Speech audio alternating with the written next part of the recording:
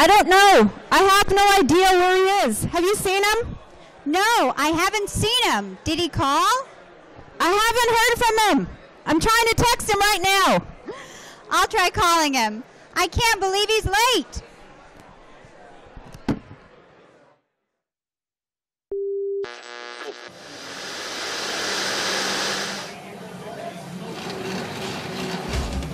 And in Vancouver, the Mayor's State of the City address starts at 5 p.m. at City Hall.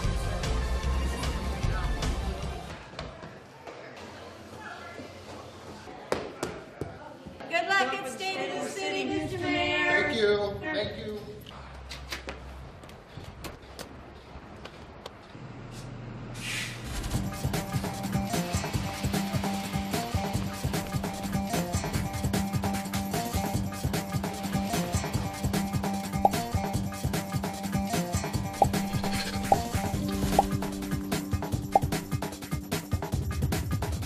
Oswald, President Knight, can I get a lift to City Hall?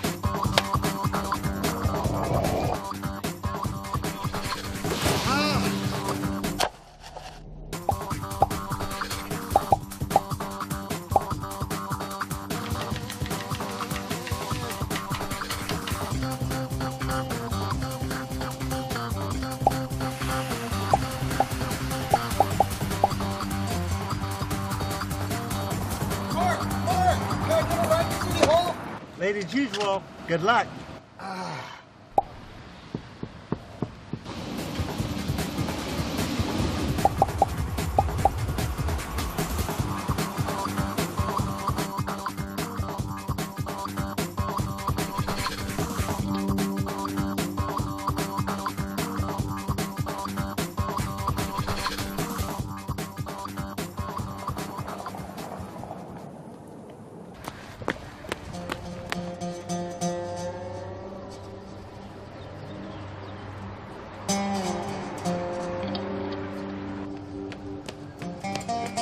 Larry, come on, the State of the City. Huh? Really? I've got a tea time. Oh.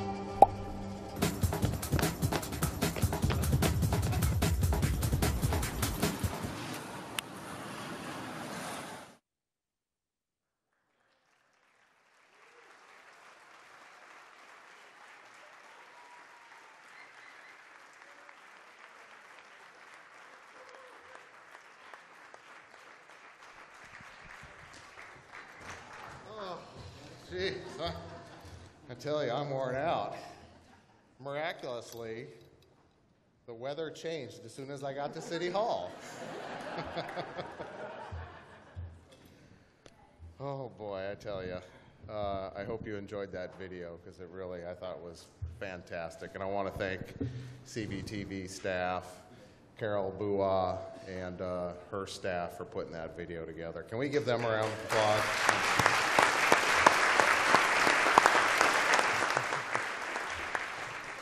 Ooh, that was quite an ordeal, but it's really great to be here, and I'm so pleased to see so many bright, smiling faces here at City Hall on such a wonderful day. Before I get started, I'd like to invite Grace Cunningham up from the Vancouver School of Arts and Academics to sing our national anthem. Grace.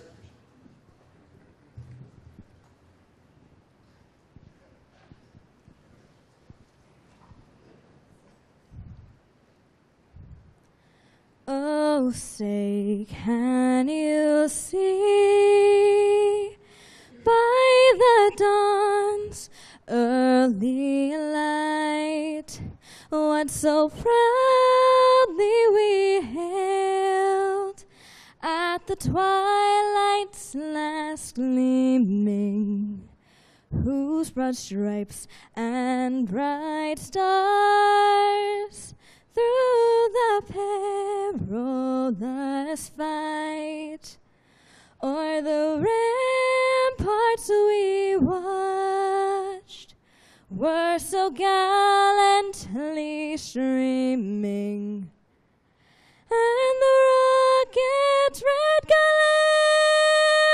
the bombs bursting in air, gave proof through the night that our flag was still there.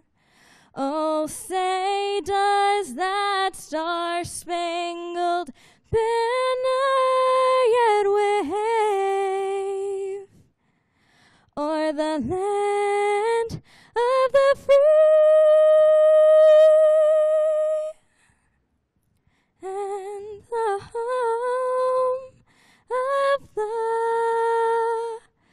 brave.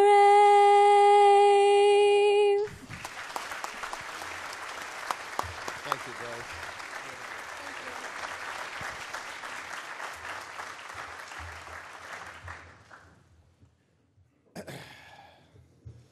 What a wonderful performance. Thank you very much, Grace.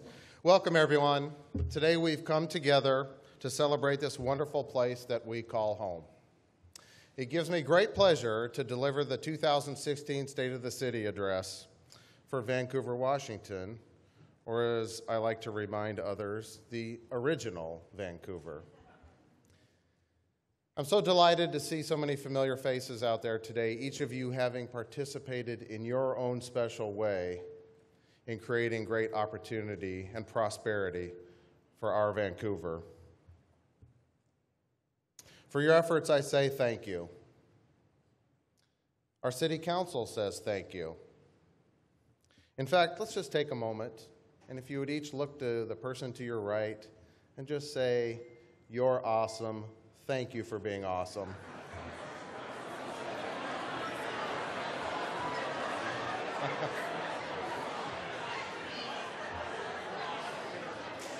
Hey, don't get too touchy-feely out there. You did a great job. You're all awesome. So please allow me to also recognize my fellow City Council members who are with us this afternoon. Councilmember Ann McInerney-Ogle,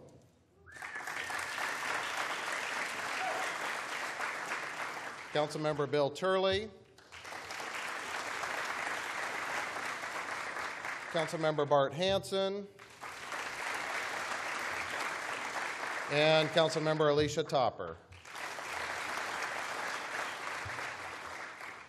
I also want to acknowledge our city manager.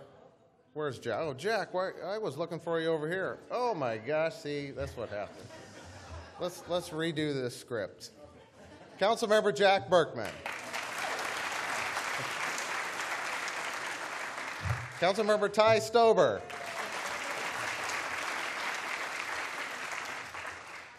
See, my script said you were going to be sitting over there. Oh. Anyway, I also want to take a moment to express my appreciation on behalf of the City Council and the citizens of our community to our city manager, Eric Holmes, for his great work managing this organization of over 1,000 employees. Eric Holmes.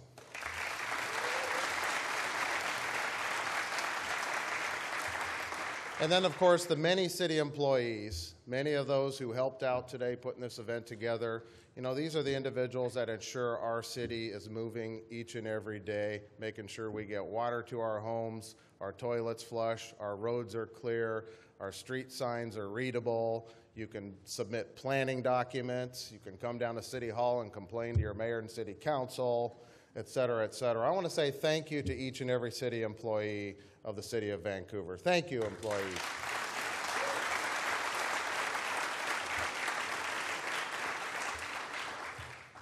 And finally, I want to take a moment to reflect and fondly remember those faces of inspiring community members that are no longer with us. Individuals like John McKibben and Ed Lynch, Jim McClaskey and David DeCesare, Dick Streisguth and Harris Dusenberry, Mark Lampton, Lee McAllister, Bill Brown, and Vancouver Police K-9 Ike. There are so many others we lost this past year, many who made such long, positive, lasting contributions to the health of our city. We want to acknowledge you and let you know and your family know that we remember you fondly. Ladies and gentlemen, let me begin by stating without equivocation, your city is strong, your city council and city leadership is stable, and moving forward, your city is poised for great accomplishments. The results of our focus are bearing fruit. solid city finances and services, economic development and neighborhood livability, planning for long-term stability and prosperity.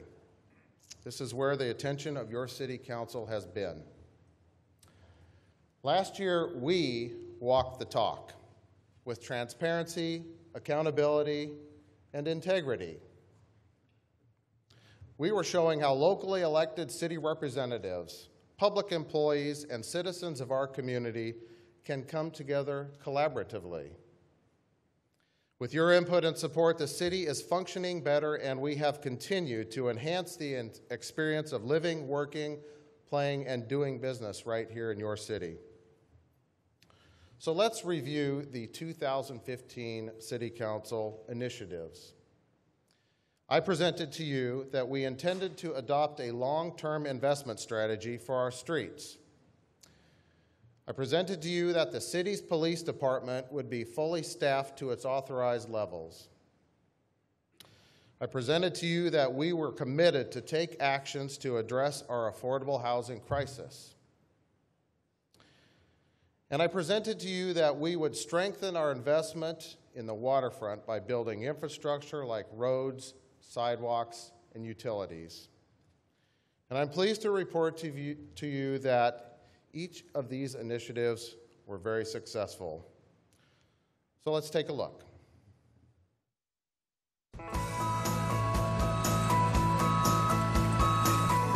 After extensive assessments and evaluations of programs, projects, and finances, along with in-person and online public input, the City of Vancouver now has a sustainable, long-term solution to help provide the needed resources for taking care of our city's streets.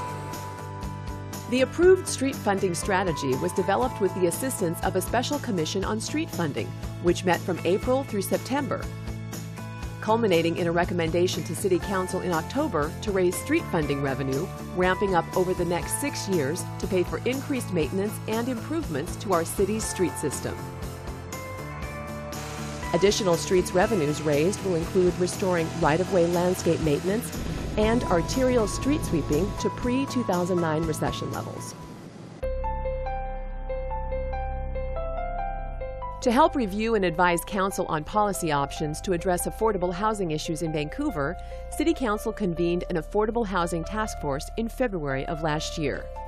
By October, Council approved 3 ordinances surrounding protection of low-income renters and is currently considering the task force's final report containing 14 additional recommendations. Several projects have been completed or are underway that will help increase the housing inventory in Vancouver.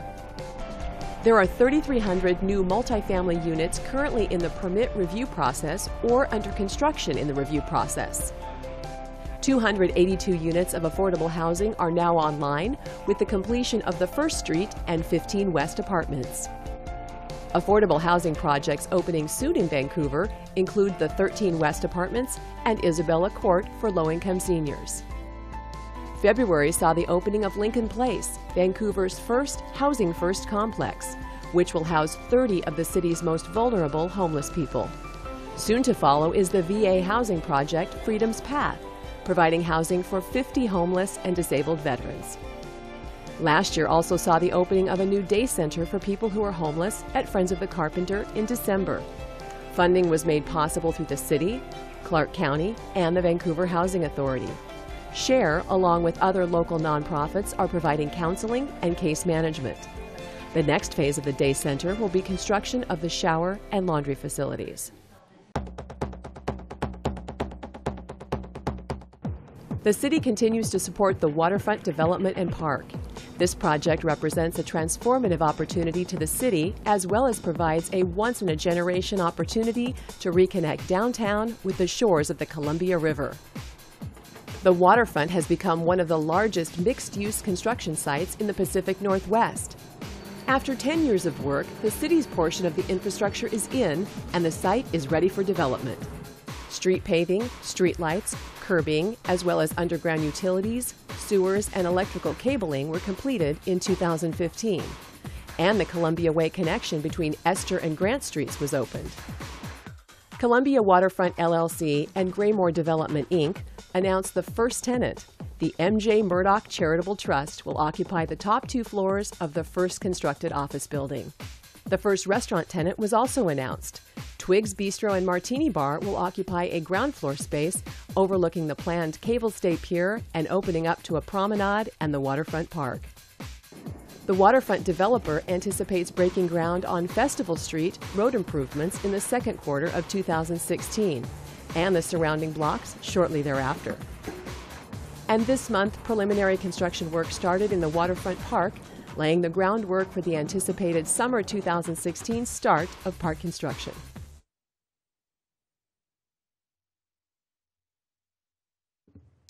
Our partners at the Columbia River Economic Development Council report projects they have worked on will bring an estimated 650 jobs and over $41.3 million in new capital investment to our area.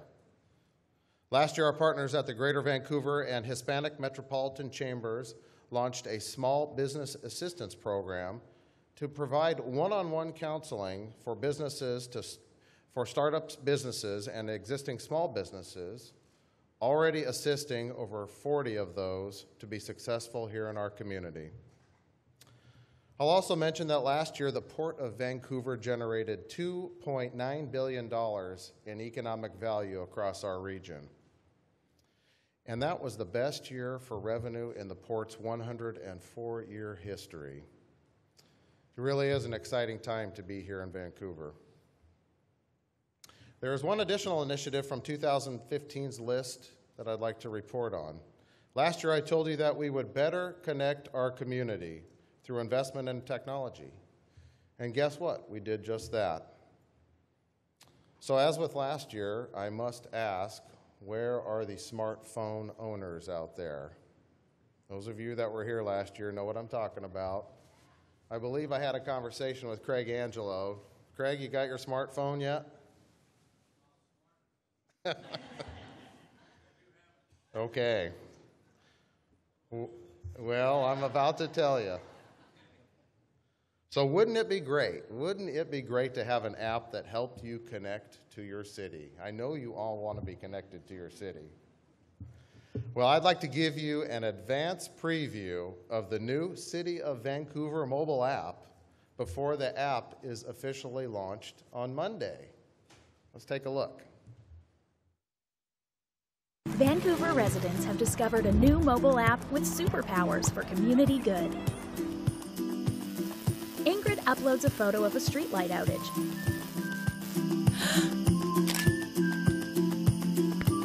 To keep the neighborhood children safe and sound. She's the first to know about an upcoming concert series. And she reports a pesky pothole that nearly toppled neighbor Stan.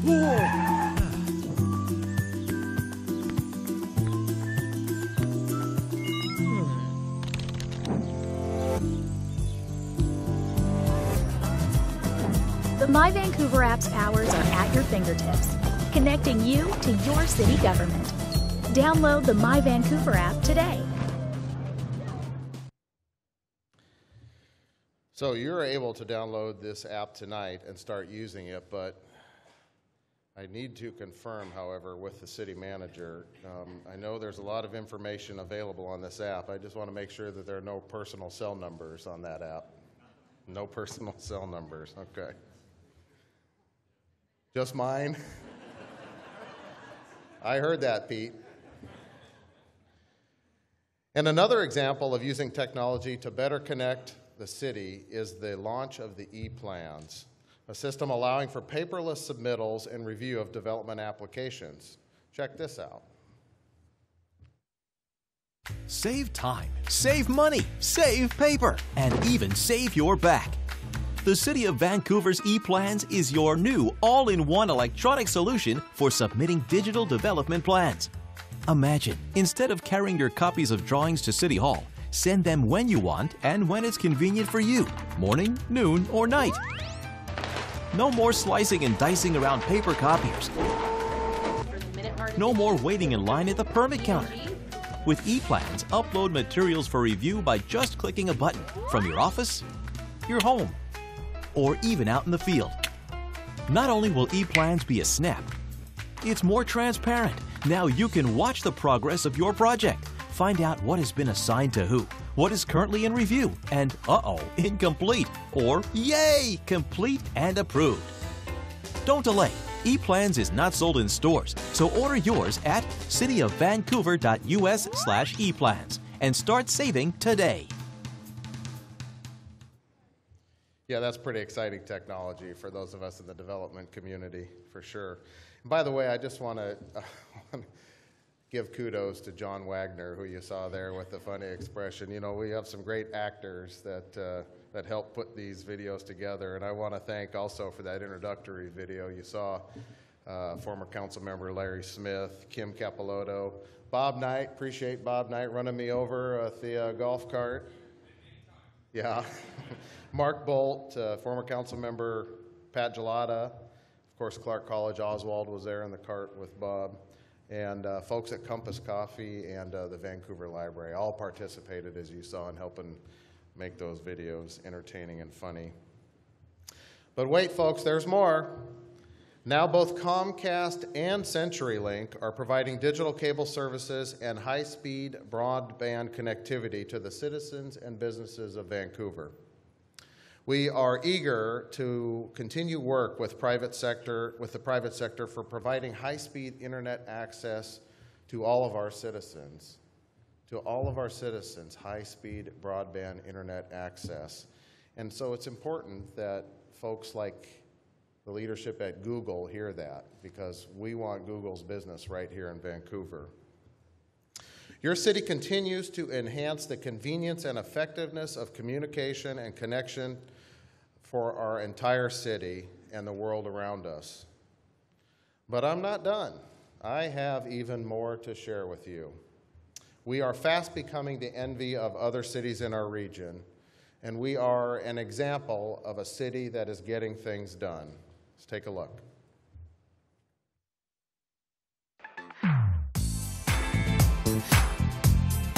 Vancouver continues to make strong progress in all areas of economic growth. Development and construction activity in 2015 increased substantially over the prior year. Over 3,300 new multifamily units are in permit review process or under construction. Permits for single-family homes were up 94% from 2014, and commercial and industrial development has increased, with land use applications exceeding pre-recession levels.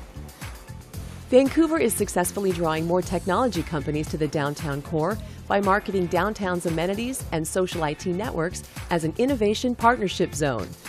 An example of some of those urban amenities drawing tech companies are the 30 new food trucks, coffee shops, and breweries that now call downtown Vancouver home.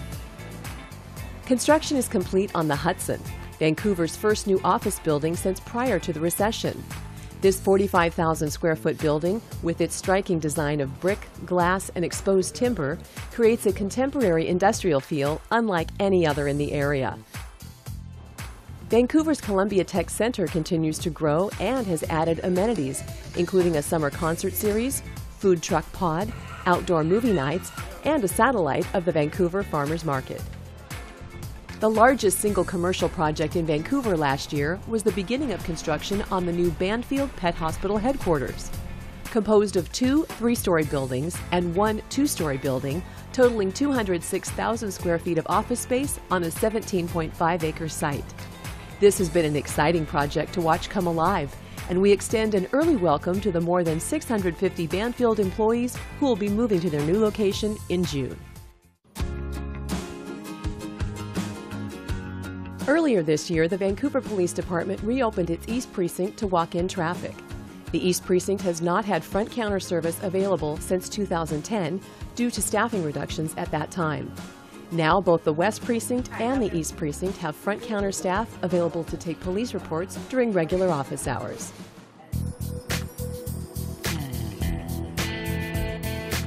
Property was purchased last year for the relocation of Fire Stations 1 and 2. The design process is nearing completion and is currently being permitted. Both stations will be built simultaneously, with construction expected to begin this September and completed by fall of 2017. Working together with partner organizations to focus on developing small businesses and supporting entrepreneurs, the city aims to foster a vibrant and prosperous Fourth Plain corridor for residents, workers, and visitors. The recently adopted Fourth Plain Forward Action Plan will help toward reaching that goal. This plan, completed by a team of 6 graduate students from Portland State University, lays out strategies for economic development along a portion of corridor known as Vancouver's International Business District. Earlier this month, the Fourth Plain Forward Plan won a National Planning Award from the American Institute of Certified Planners. The Port of Vancouver continues to make progress on plans to develop their 10-acre waterfront site. The port is renovating a portion of the former Red Lion Hotel to create the first shared biotechnology space in Southwest Washington, the Columbia River Life Sciences Building, and their first tenant, the biotech firm Absci, will be moving into the space this spring. The port has also entered into a collaborative partnership with Clark College to develop education and community programs at the Terminal 1 building.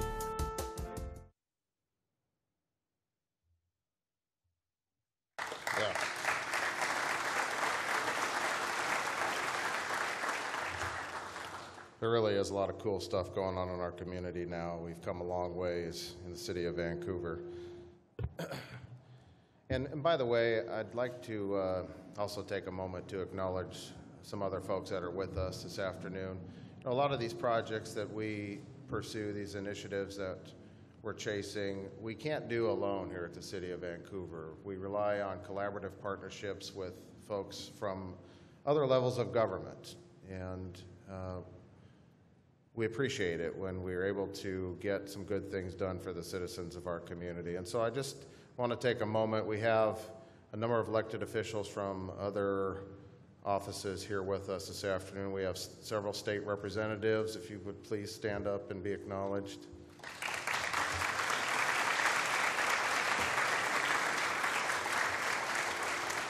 We've got a number of county elected officials here. I know I saw Councilor Jeannie Stewart and Scott Weber, and I see Liz Pike back there. We've got Mayor Ron Onslow. Thanks for being here, Mayor. I think upstairs I see Chuck Atkins. Thank you.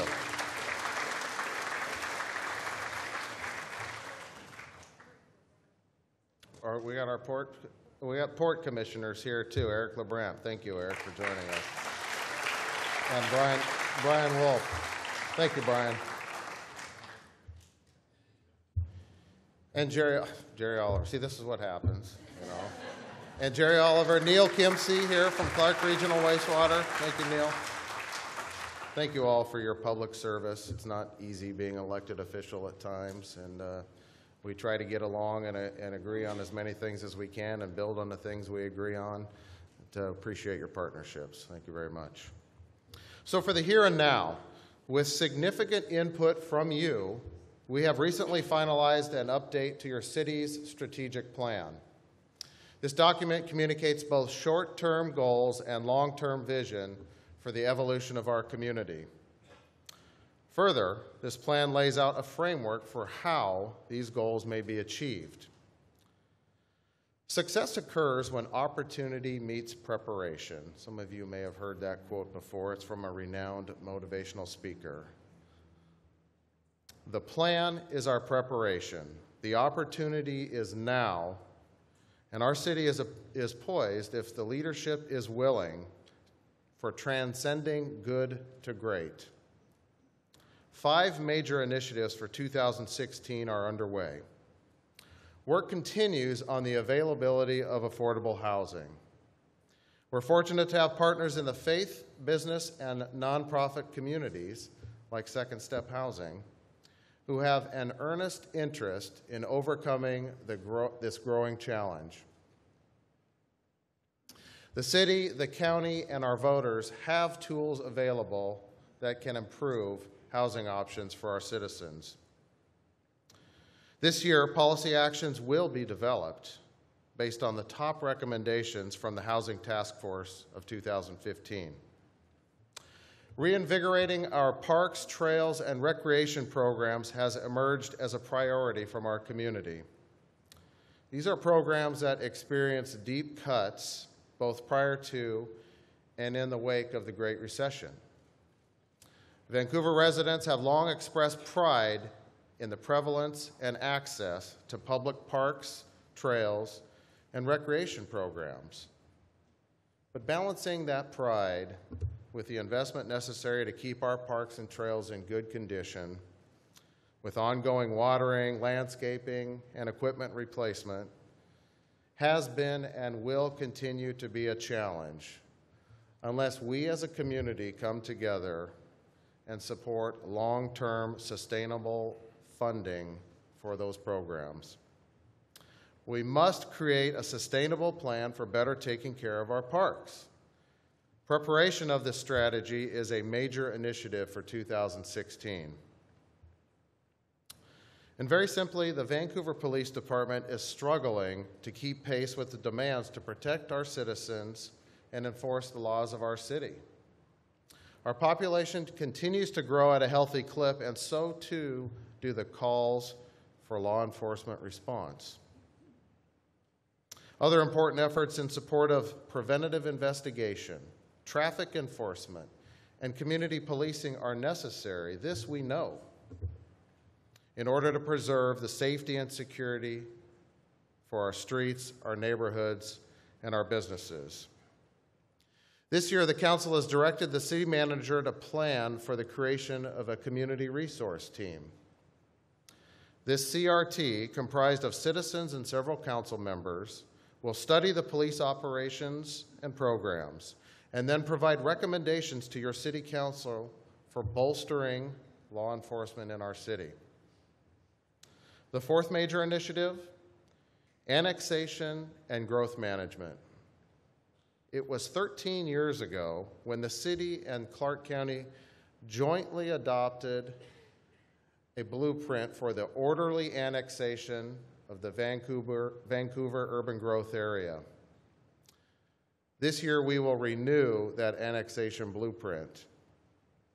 This renewed blueprint will reflect the intentions of Washington's Growth Management Act and the city's strategic plan. In fact, right now, if you would like to learn more about annexation, you can visit the city's website, and there's a tab that's called the Annexation Analyzer.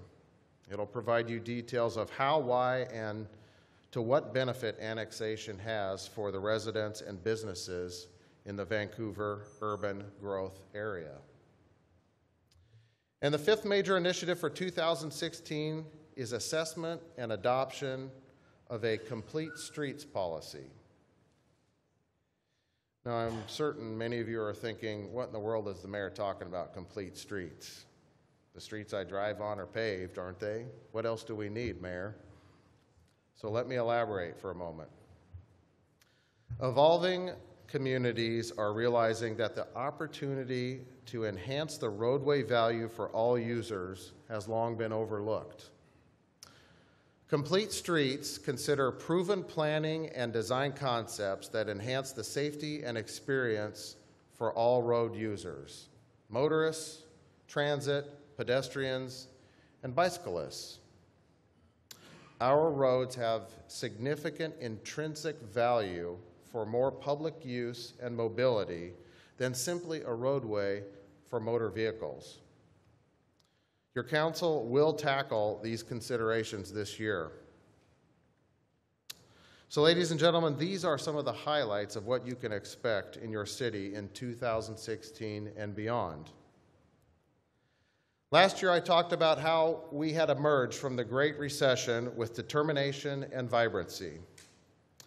And this year, we're proving that we've got momentum, and we will keep moving forward. Without continual growth and progress, words such as improvement, achievement, and success have no meaning, said Benjamin Franklin. We continue to grow, we continue to show progress, and we continue to strive for success. We're building on the foundation of community set by those leaders we have recently lost. We're building on the thoughtful decisions of this city council and previous city councils in Vancouver. We're building on the realization that the destiny of this city is ours to shape. A destiny that results in prosperity and vibrancy for all in a world-class city on the shores of the mighty Columbia River. Ladies and gentlemen, thank you for being here. I hope you enjoyed the 2016 State of the City Address. Stick around for social hour. Have a great evening. Take care.